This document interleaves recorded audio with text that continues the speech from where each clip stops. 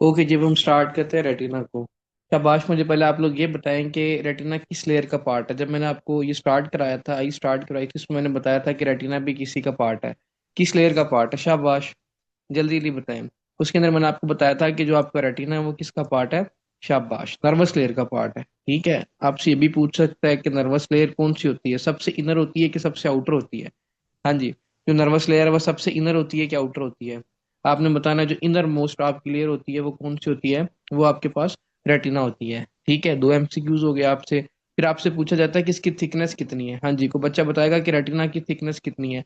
आपने बताना है कि जो रेटिना की थिकनेस है वो कितनी है। 0.4 मिलीमीटर इसकी थिकनेस है, और इसका जो बिल्कुल सेंटर से, ठीक है, जो इसकी थिकनेस है वो सेंटर से कितनी है। 0.4 मिलीमीटर इसकी थिकनेस। और पेरिफेरल पे कितनी इसकी थिकनेस है, पेरिफेरी पे, साइडों पे कितनी थिकनेस है आपने बताना है। दैट इज 0.15 इसकी क्या है, मिलीमीटर थिकनेस है। क्या क्या चीजें मैंने इसके अंदर से आपको बताई। मैंने आपको बताया कि ये नर्वस लेयर का पार्ट है। नर्वस लेयर सबसे इनर मोस्ट लेयर होती है हमारे पास। पोस्टीरियर थ्री, ये 3 और 4 हमारे पास क्या पड़ा होता है, रेटिना पड़ा होता है। थिकनेस इसकी कितनी होती है, 0.4 मिलीमीटर होती है। ठीक है, और इसके अलावा इसकी पेरिफेरी पे कितनी इसकी होती है थिकनेस, तो आपने बताना 0.15 मिलीमीटर। अच्छा जी, इसके अलावा मैंने आपको इसकी लेयर्स बताई थी। शाबाश, याद है आपको कि कितनी लेयर्स थी? मैंने सिर्फ आपको ये बताया था कि अभी इतना याद रखें कि इसकी लेयर्स कितनी है। हाँ जी, इतनी बात मैंने आपको बताई थी जब मैंने वहां आपको पढ़ाया था। बिल्कुल जी, मैंने बताया था जी इसकी 10 इसकी लेयर्स हैं।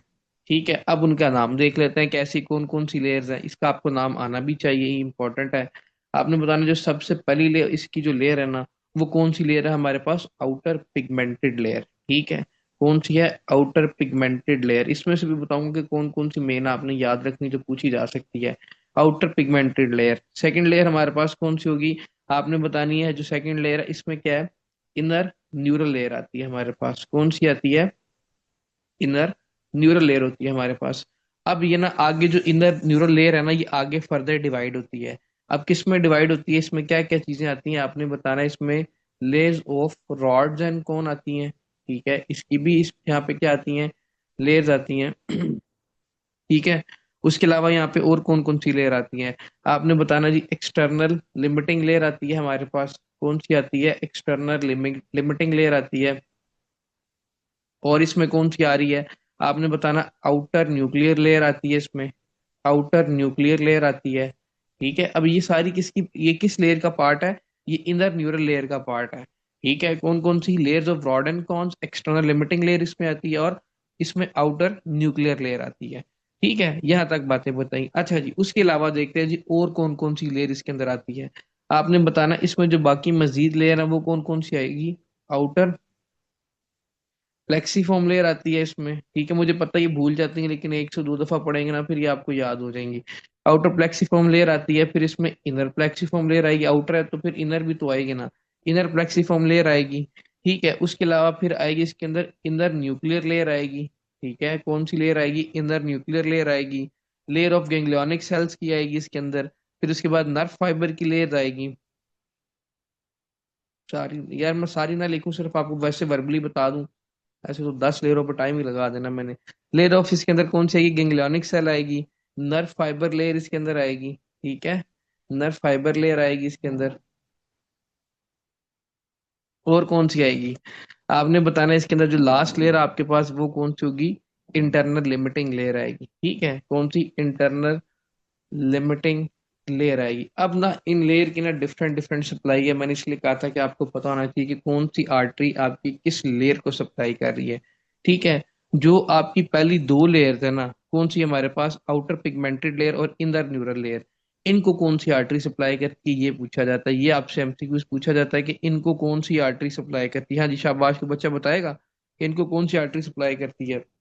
शाबाश, आपने बताना कौन सी सप्लाई करेगी इनको, कोरोइडल आर्टरी सप्लाई करेगी। ठीक है, कौन सी, कोरोइडल आर्टरी सप्लाई करेगी। एक आपका एमसीक्यूज ये हो गया।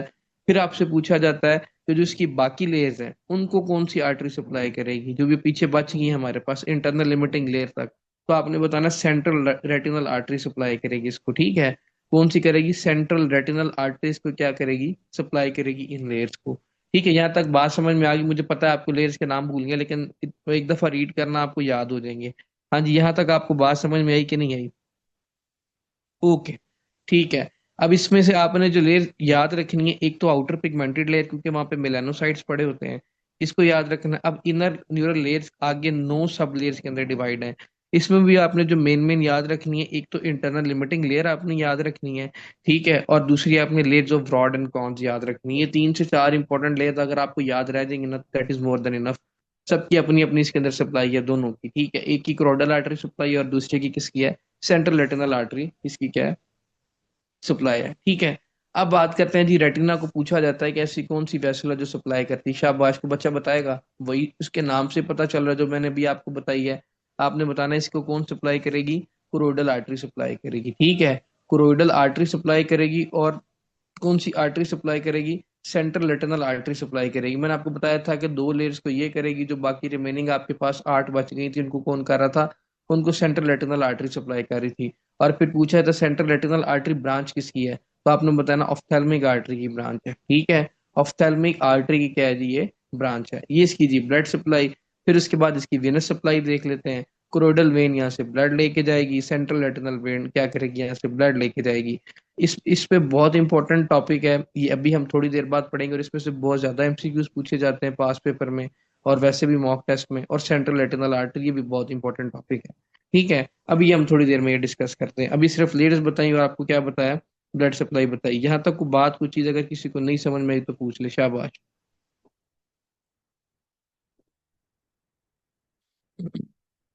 ओके करके दे रहा है, ठीक है जी। अच्छा जी, मैंने आपसे तब जब मैंने आपको पढ़ाया था, मैंने आपको एक और बात बताई थी कि जब हमने रेटिना को देखना होता है, कैसे देखना होता है, शाबाश। हाँ जी, रेटिना को देखना होता है, कैसे देखते हैं, ये क्या पूछ रही सर, ये तो 8 रेंज है, टोटल 10 होती हैं। हाँ जी, शाबाश, कैसे कैसे देखते हैं, वेरी गुड। मैंने आपको बताया था कि रेटिनोस्कोपी से देखते हैं हम इसको, ठीक है। रेटिनोस्कोपी से क्या करते हैं, सारी मैंने आपको नहीं लिखवाई, बाकी दो के तो मैंने वर्बली नाम भी बता दिए थे। रेटिनोस्कोपी वो आपकी लिखी हुई है, बुक और नोट्स दोनों पे लिखी हुई है, उधर से रीड कर लीजिएगा। रेटिनोस्कोपी से हम देखते होते हैं, हम क्या देखते हैं इस पे, शाबाश, वेरी गुड, 3C देखते हैं हम। आपको याद है बड़े अच्छे से, तो मैंने आपको वहां बताया था कि 3C देखते हैं हम। इसके अंदर ऑप्टिक डिस्क को देखते हैं, ठीक है। उसके अलावा मैंने आपको क्या बताया था, यहाँ पे मैक्यूला को देखते हैं, ठीक है। और हम किसको यहाँ पे देख रहे होते थे, शाबाश, तीसरी हम इसके अंदर क्या देख रहे थे, बिल्कुल जी, कपिंग देख रहे थे, इसके अंदर कपिंग कितनी हो रही है। वो बातें याद है कि नहीं यार, कलर कंट्रोल और कपिंग वाली बात, बिल्कुल जी, वो हम तीनों चीजों यहाँ पे देख रहे होते हैं। वो आपको ऑलरेडी मैंने बताया था। अब हम स्टार्ट करते हैं अपना main topic, that is central retinal artery occlusion, ठीक है। सेंट्रल रेटिनल आर्टरी ओक्लूजन, ये रेटिनल आर्टरी ब्रांच किसकी है, को बच्चा बताएगा कि रेटिनल आर्टरी किसकी ब्रांच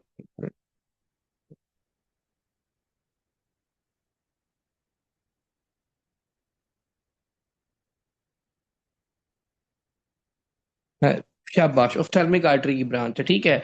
अगर आपसे पूछा जाए कि किसकी ब्रांच है, जो मैंने अभी आपको एमसीक्यूज लिखवाया कि ये ऑफ्थेल्मिक आर्टरी की ब्रांच है। अच्छा जी अब इसकी ना कॉज पूछी जाती है कि इसकी मोस्ट कॉमन कॉज क्या है, सेंट्रल रेटिनल आर्टरी ओक्लूजन की। तो आपने बताना जो इसकी मोस्ट इंपॉर्टेंट कॉज है, दैट इज थ्रोम्बो एम्बोलिज्म, ठीक है। वेरी इंपॉर्टेंट एमसीक्यूज, इसको आपने नहीं भूलना। अब आपको पता है कि एम्बोलाई इटसेल्फ आके भी क्या करवा सकता है, कि जो सेंट्रल आर्टरी है उसकी क्या करवा सकता है, ओक्लूजन करवा सकता है, उसका रास्ता बंद करा देगा। तो जो होगा ब्लड होगा वो सही तरह रेटिना को मिलेगा नहीं। ऐसे हो सकता है। या क्या करेगा कि उस आर्टरी में क्या बन गया, थ्रोम्बस बन गया, ठीक है, कोई ना कोई मतलब थ्रोम्बस बन गया, थीरोस्क्लेरोसिस होगी, तो उसकी वजह से भी क्या हो सकता है, उस पेशेंट के अंदर सेंट्रल रेटिनल आर्टरी ओक्लूजन हो सकती है। तो आपसे पूछा जाए कि most common cause of central artery, ये सेंट्रल रेटिनल आर्टरी ओक्लूजन, तो आपने बताना है थ्रोम्बो एम्बोलिज्म होती है, ठीक है। उसके अलावा आपने बताना है कि वेस्कुलाइटिस भी क्या करवा सकता है। वेस्कुलाइटिस आपने पढ़ा था कि ऐसी कौन सी डिजीज, शाबाश, आपने पढ़ा होगा, ऐसी कौन सी डिजीज थी जो आपकी ऑफ्थेल्मिक आर्टरी को इन्वॉल्व कर रही थी, हाँ जी, क्या नाम था उसका। ऐसी कौन सी डिजीज थी जो आपके ऑफ्थेल्मिक आर्टरी को वो इफेक्ट कर रही थी। हाँ जी, तुक्का लगा दो।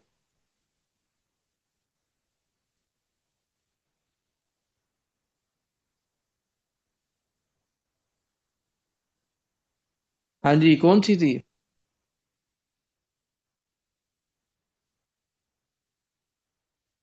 आई, एक बच्चा कह रहा है आईजीए, ये कह रहा है पोलिंजाइटिस।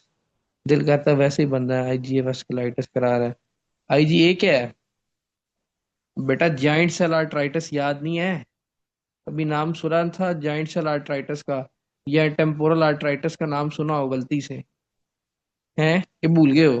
तो आपने बताना है कि जो जॉइंट सेल आर्टराइटिस था, जो टेम्पोरल सेल आर्टराइटिस था, उसके अंदर क्या हो रहा था, आपके ऑफ्थेल्मिक आर्टरी की तो इन्फ्लामेशन, वो इन्फ्लामेशन हो रही थी। आपको पता है कि ऑफ्थेल्मिक आगे से क्या ब्रांच देता है, वो देता है सेंट्रल आर्टरी, रेटिनल आर्टरी देता है। तो क्या वेस्कुलाइटिस करवा सकता है सेंट्रल रेटिनल आर्टरी ओक्लूजन? तो आपने बताना है कि वेस्कुलाइटिस भी क्या करवा सकता है, सेंट्रल रेटिनल आर्टरी ओक्लूजन करवा सकता है। ठीक है, अब बात करते हैं जिसकी क्लिनिकल फीचर की, आसान आसान से इसकी क्लिनिकल फीचर है। तो आपको पता होना चाहिए इसके अंदर क्या होगा, sudden onset unilateral painless loss of vision होगा इसके अंदर। ठीक है, हमने पहले जितने पढ़े थे वो क्या थे, पेनफुल थे।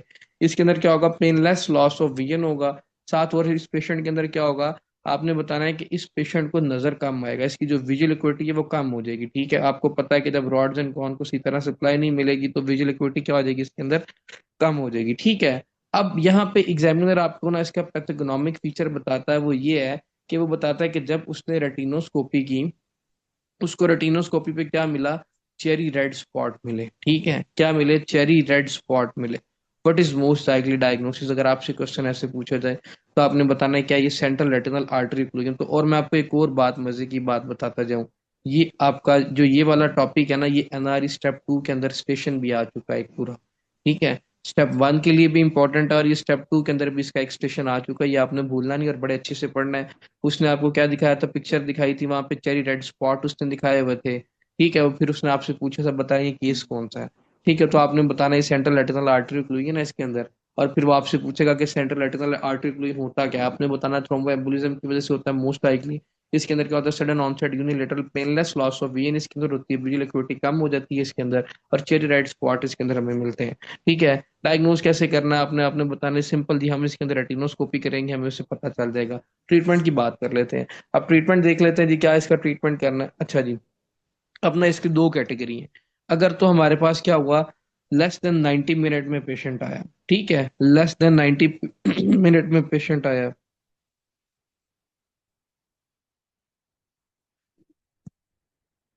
एक मिनट यार, मुझे इधर,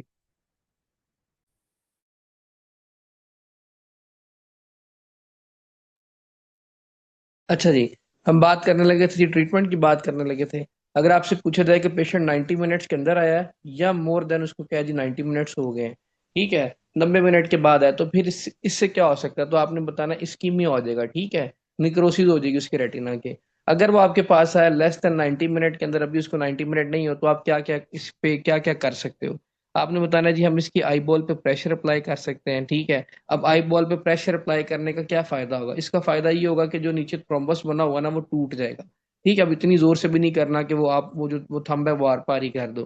ठीक है, क्या करना है कि जो उसकी आई बॉल है उसके ऊपर जो ग्लोब है उसके ऊपर आपने जोर से प्रेशर देना है। जब आप प्रेशर दोगे तो नीचे जो थ्रोम्बस बना हुआ क्या होगा, थ्रोम्बस टूट जाएगा, डिसलॉज हो जाएगा, बिल्कुल जी। उसके अलावा क्या कर सकते हो, ऐसे ड्रग दे सकते हो जो इंट्राओक्यूलर प्रेशर को कम कर दें। अब आपको पता है वो कौन सी थी, असीटाजोलामाइड वो थी जो आपकी ड्रग, वो थी। ठीक है, आज मैं टेस्ट बनाने लगा था, वो इसका ग्लूकोमा का इसके साथ लिंक बन रहा था सीटाजोलोमाइड के साथ।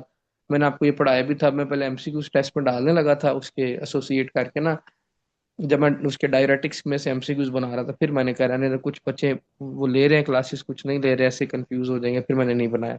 उसके अलावा अब कुछ वेजोडाइलेटर भी आप इसके अंदर दे सकते हो। अब आपको पता है वेजोडाइलेटर कौन कौन से हो सकते हैं, नाइट्रेट्स हो सकते हैं, वो देना है आपने इसके अंदर, और और क्या दे सकते हो, कार्बन इनहेलेशन गैस इसके अंदर दे सकते हो। ये चीजें दे दी। अब मुझे ये बताएं, क्या इसके अंदर एंटी प्लेटलेट्स का कोई लेना देना है, शाबाश। क्या इसका एंटी प्लेटलेट्स का कोई लेना देना है या एंटी कोआगुलेशन का लेना देना इसके अंदर है, क्योंकि अब ऑलरेडी इसके अंदर क्या बन चुका है, अब इसके अंदर ऑलरेडी बन गया, थ्रोम्बस बन गया, तो जब ऑलरेडी थ्रोम्बस बन जाएगा तो इसका क्या लेना देना। ठीक है, अब इसका क्वेश्चन कैसे आता है एमसीक्यूज, वो सेम वैसे जो मैंने आपको पहले बना के दिखाया था, लिख के टाइम जाया करने का क्या फायदा। वो बताएगा कि 40 साल का एक पेशेंट आया, उसके अंदर sudden onset unilateral painless loss of vision है, और प्लस उसको क्या है कि नजर कम आ रहा है। रेटिनोस्कोपी पे हमें क्या मिला, चेरी रेड स्पॉट मिला। एग्जैक्ट एमसीक्यू जो ऐसे ही बनाएगा ये आपको फीचर जरूर देगा इसके अंदर। ठीक है, फिर वो आपसे पूछेगा what is most likely diagnosis, तो आपने बताना इसका आंसर क्या होगा, that is central retinal artery occlusion इसका आंसर होगा। ठीक है, यहाँ तक बात कुछ चीज अगर किसी को नहीं समझ में आई तो मेरे से पूछ ले, वरना आगे आज का मेन इंपॉर्टेंट टॉपिक स्टार्ट करें, that is central retinal vein occlusion. हाँ जी, जल्दी यार, इस टॉपिक को हल्के में नहीं लेना इन दोनों को, ये पार्ट 2 के अंदर भी आ जाते होते हैं आपके। ठीक है, पार्ट 1 के अंदर तो आते ही आते हैं, 2 के अंदर भी एग्जामिनर पूछ लेता है। ठीक है, ओके जी। अब बात करते हैं कि इसकी सेंट्रल रेटिनल वेन ओक्लूजन की बात करते हैं। इसके अंदर क्या होगी कि जो आपकी वेन है ना, उसकी क्या हो जाएगी, ओक्लूजन हो जाएगी। ठीक है, ये कुछ पूछ रही है। ओके, इसके अंदर क्या होगा, कि जो आपकी वेन है उसकी क्या हो जाएगी, ओक्लूजन हो जाएगी। ठीक है, फिर इसकी भी कॉजेज पूछते हैं कि क्या क्या कॉजेज हो सकती हैं, आपने बताना थीरोसिक्लोरोसिस की वजह से हो सकता है। ठीक है, उसके अलावा क्या हो सकता है, आपने बताना ग्लूकोमा की वजह से हो सकता है, most likely open angle glaucoma की वजह से होता है, जो भी हमने पढ़ना है। ठीक है, और किसकी वजह से हो सकता है, पोलीसाइथीमिया वाले पेशेंट के अंदर हो सकता है। ठीक है, पोलीसाइथीमिया वाले बिल्कुल, ये थीरोसिक्लोसिस उसके अंदर ज्यादा कॉमन होती है, जिसके अंदर हाइपरटेंशन हो या क्या हो, डायबिटीज मेलाइटिस हो, उस पेशेंट के अंदर थीरोसिक्लोसिस ज्यादा उस पेशेंट के अंदर कॉमन होती है। ठीक है, इसने क्या किया, इसने जाके वेन को क्लूड कर दिया। अब जब देखें जी इसकी वेन की ओक्लूजन होगी, तो आपको पता है वीनस सप्लाई इसकी सही तरह वो अब नहीं होगी, वो सही तरह ड्रेन नहीं कर सकेगी, तो इसकी वजह से भी क्या हो जाएगा, sudden onset unilateral painless loss of vision होगा इसके अंदर भी। ठीक है, प्लस इसके अंदर और क्या होगा, इसके अंदर भी पेशेंट को कम नजर आएगा, विजुअल एक्टिविटी इस पेशेंट की भी क्या हो जाएगी, कम हो जाएगी। साथ उस पेशेंट के अंदर क्या होगा, वो आपको ये बात ये बताएगा कि जब वो पेशेंट क्या करता है, अपनी उंगली वो हाथों से उंगलियां गिनता है ना, तो उससे उंगलियां नहीं गिनी जाती। ठीक है, फिंगर काउंटिंग उससे नहीं होती। What is most likely diagnosis, तो आपने बताना है इसके अंदर क्या है, कि इसके अंदर अब सेंट्रल रेटिनल वेन ओक्लूजन हो गई है। ठीक है, फिंगर काउंटिंग भी नहीं होती, या वो एमसीक्यूज के अंदर ये मेंशन करेगा, या वो क्या करेगा, जो आपके एनआरई पार्ट 2 के अंदर जो क्वेश्चन आता है, और इसके अंदर स्टेप 2 के अंदर आता है, जो स्टेशन आता है पूरा, वो आपको बताता है, बताता नहीं है तो आपको दिखाता है। वो इसके अंदर आपको रेटिनोस्कोपी पे वो आपको इमेज होगी, वो आपको कंप्लीट दिखाएगा। उसके अंदर क्या होगा, स्ट्रॉमी सनसेट अपेयरेंस होगी। ठीक है, स्ट्रॉमी सनसेट लाल से कलर की अपेयरेंस होगी, फिर आपसे पूछेगा what is most likely diagnosis, तो आपने बताना इस पेशेंट के अंदर अब क्या है, इस पेशेंट के अंदर अंदर अब सेंट्रल रेटिनल वेन ओक्लूजन है। ठीक है, क्या बताया इसके अंदर कि sudden onset painless loss of vision होगी, उसके अलावा विजुअल एक्टिविटीज की कम होगी, फिंगर काउंटिंग पेशेंट से सही तरह नहीं होगी, और स्ट्रॉमी सनसेट अपीयरेंस होगी रेटिनोस्कोपी पे। What is most likely diagnosis, तो आपने बताना इस पेशेंट के अंदर क्या होगा, सेंट्रल रेटिनल वेन ओक्लूजन होगा। ठीक है, यहाँ तक वो बात, कोई चीज अगर किसी को नहीं समझ में आई तो पूछ ले, वरना आगे कंटिन्यू करते हैं। शाबाश।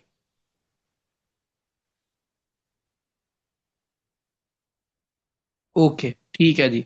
अच्छा जी, अब इसके ट्रीटमेंट की बात कर लेते हैं। क्या ट्रीटमेंट देना, आपने सिंपल सी बात है, आपने बताना है जिसके अंदर लेजर फोटो कोagulation करते होते हैं। ठीक है, लेजर फोटो कोagulation करते हैं कि अगर उसके अंदर अथीरोस्क्लेरोटिक प्लाक बन भी रहा है, तो क्या हो जाए उससे वो टूट जाए, पेशेंट काफी हद तक बेहतर हो जाए। अब ये भी डिपेंड करता है कि जो आपकी इसके अंदर जो वेन है, वो सेंटर से क्लूड हुई है कि, या वो जो वेन है वो पेरिफेरी से क्लूड हुई है। अगर तो जो इसकी वेन है वो पेरिफेरी से क्लूड हुई है ना, तो फिर इस पे जो लेजर फोटो कोagulation है, तो उससे पेशेंट बेहतर हो जाएगा 3 से 6 महीने में। लेकिन अगर वो सेंटर से उसकी क्लूड होगी है ना, तो फिर वो क्या करेगा, अब इससे कोई फायदा नहीं, लेजर फोटो कोagulation से पेशेंट को वैसे ही गुजारा करना पड़ेगा।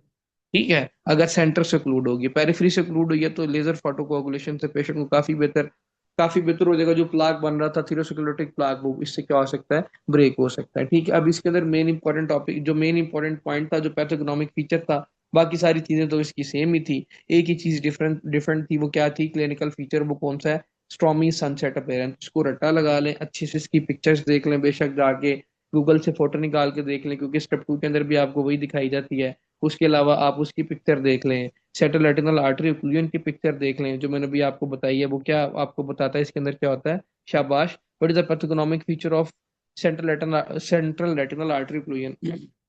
हाँ जी, उसका क्या पैथोग्नोमिक फीचर है, तो आपने बताना चेरी रेड स्पॉट हमें मिलते हैं मैक्यूला पे। ठीक है, अगर आपसे पूछे तो what is the pathognomic feature of central retinal vein occlusion, कौन सा होगा। शाबाश, सेंट्रल रेटिनल वेन ओक्लूजन क्या होगा, सनसेट स्ट्रॉमी अपीयरेंस हमें मिलेगी इसके अंदर। ठीक है, स्ट्रॉमी आपने जरूर बताना है, वो अपीयरेंस मिलेगी। कॉम्प्लिकेशन क्या हो सकती है इसकी, आपने बताना इसकी वजह से रेटिनल हेमरेज हो सकता है मोस्ट लाइकली। अगर जो आप किसी पेशेंट के अंदर क्या है, कि अगर किसी पेशेंट के अंदर सेंट्रल रेटिनल वेन ओक्लूजन है, तो उसकी वजह से क्या हो सकता है, रेटिनल हेमरेज हो सकता है, विट्रस हेमरेज हो सकता है। ये अभी सारे टॉपिक हम पढ़ते हैं अभी। ठीक है, विट्रस हेमरेज हो सकता है, रेटिनल हेमरेज हो सकता है, मैक्यूला पे एडिमा हो सकता है, और ग्लूकोमा हो सकता है उस पेशेंट के अंदर। ठीक है, अच्छा जी, अब आगे बात करते हैं जी रेटिनल डीटैचमेंट। अब रेटिनल डीटैचमेंट से आपको क्या पता चल रहा है, हाँ जी, बताएं जी, रेटिनल डी अटैचमेंट से क्या पता चल रहा है। अभी मैं आपसे पूछता हूँ ना, जो मैंने आपको लेयर्स लिखवाई थी, वो याद है अभी कि नहीं है, रेटिनल डीटैचमेंट से। यार स्पेलिंग देख लेना, इतना टाइम नहीं है। रेटिनल डीटैचमेंट से किस चीज की सेपरेशन हो रही, शाबाश अली रजा, अब किस चीज की सेपरेशन हो रही है। हाँ जी, किस चीज की सेपरेशन हो रही, जो मैंने आपको लेयर्स लिखवाई थी ना वहां पे। अब जो मैंने आपको पहली 2 लेयर्स लिखवाई थी, वो कौन कौन सी थी, शाबाश। हाँ जी, बताएं कि जो पहली दो लेयर थी वो आपको मैंने कौन सी लिखवाई थी? आउटर पिगमेंटेड लेयर लिखवाई थी, शाबाश। और दूसरी मैंने आपको क्या लिखवाई थी? इनर न्यूरल लेयर लिखवाई थी। यही लिखवाई थी ना? कौन कौन सी लिखवाई थी? आउटर पिगमेंटेड लेयर लिखवाई थी मैंने, और दूसरी मैंने कौन सी लिखवाई थी?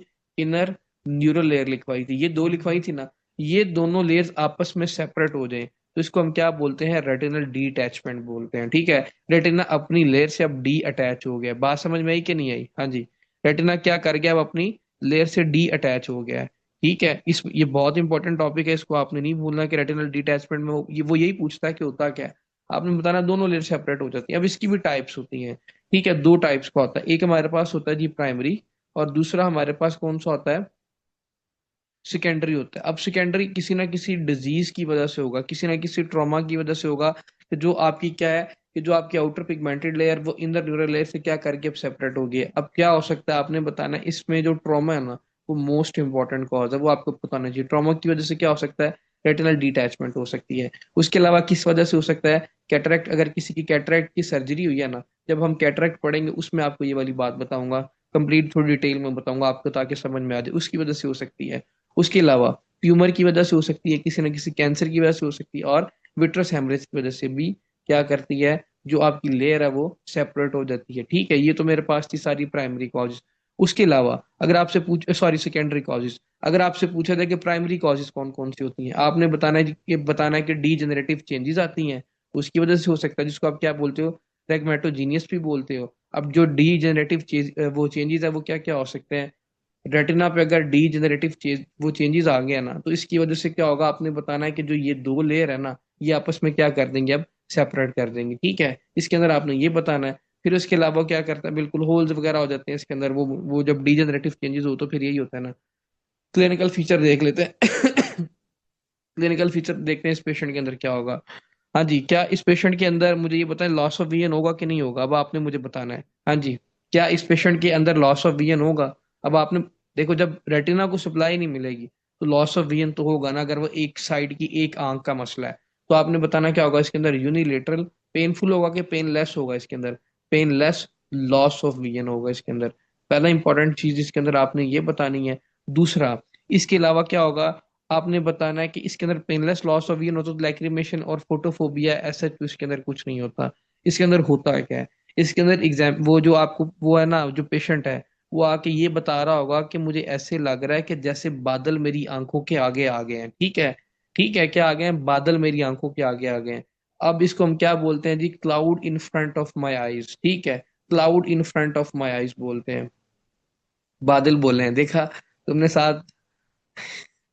अच्छा चलो, आप लोगों ने साथ में देखो ना, नोट्स खोले हुए हैं। बोल मैं बादल रहा हूँ, लिखा आप कर्टन रहे हैं। भाई बादल को हम क्लाउड्स बोलते हैं। ठीक है, नकल के लिए भी थोड़ी शक्ल चाहिए होती है। अच्छा the cloud in front of my eyes, कि जैसे ऐसे जैसे मेरी आंखों के आगे कोई बादल से आ रहे हैं। या वो क्या लिखेगा कि ऐसे जैसे मेरी आंखों के आगे कोई ना कोई कपड़ा आ गया है। ठीक है, कपड़ा गिर रहा है मेरी आंखों के आगे से, curtain falling in front of my eyes लिख देगा। ठीक है, हाँ मैंने पढ़ाया था। कर्टन फॉलिंग, नहीं नहीं मैं बताता हूँ, मैंने अभी भी बताऊंगा आपको, मैं इससे मुकरा नहीं हूँ। Curtain falling in front of माई, लेकिन मेरे वो वर्ड भी तो देखे ना, बाद में उसकी बादल की कह रहा हूँ और आप उस पे लिख बोले वो कर्टन लिख ले हो। Curtain falling in front of my eyes. ठीक है, मुझे ऐसे लग रहा है कि जैसे मेरी आंखों के आगे कपड़ा आ गया और वो गिर रहा है, या वो क्या बताएगा कि क्या हुआ है, कि जो बादल है मेरी आंखों के आगे वो आ गया। बट इस वो उस तरह की डायग्नोसिस तो आपने बताना है इस पेशेंट के अंदर अब क्या होगा। इस पेशेंट के अंदर रेटिनल डीटैचमेंट हो गया है। जो आपकी आउटर पिगमेंटेड लेयर है वो किससे सेपरेट होगी? है इनर न्यूरल लेयर से सेपरेट होगी। यहाँ तक को बात कोई चीज अगर किसी को नहीं समझ में आई तो पूछ ले, शाबाश। हाँ जी।